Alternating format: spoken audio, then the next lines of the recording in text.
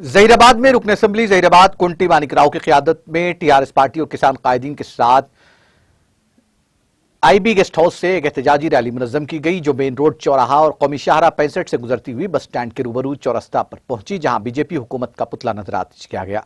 बादशाह रुकन असेंबली ने मीडिया से बात करते हुए कहा कि रियासत तेलंगाना में हजारों मैट्रिक टन धान की काश्त की जा रही है। यासंगी धान की खरीदारी में मरकजी हुकूमत तेलंगाना के किसानों के साथ नाइंसाफी कर रही है, जबकि रियासत तेलंगाना में हजारों एकड़ अराजी पर सिर्फ धान की काश्त की जाती है।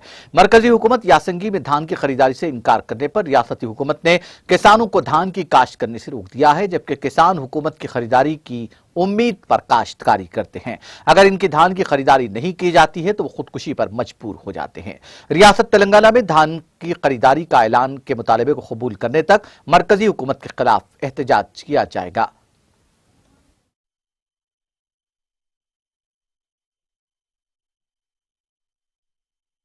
పల్లె పల్లెన మన పంటలు పండించిన మన రైతు మరి నష్టపరిచేటకు బీజేపీ ప్రభుత్వం వైఖరి మరి మొండిగా వ్యవహరిస్తున్నారు కాబట్టి ఈరోజు వారి ప్రభుత్వానికి వ్యతిరేకంగా నిరసనగా యొక్క శవయాత్ర చేసి ఇక్కడ వారి బీజేపీ ప్రభుత్వం యొక్క దిష్టి బొమ్మను కాలబెట్టడం జరిగింది।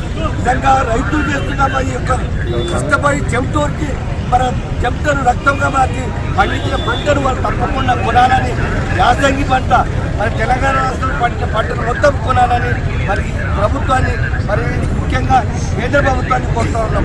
అనేక మరి ప్రభుత్వం ఏదైతే బీజేపీ ప్రభుత్వం చేస్తున్నదో ఈ ప్రభుత్వానికి ఎటువంటి మేలు లేకుండా ప్రతి దాంట్లో అడ్డుపడడమే।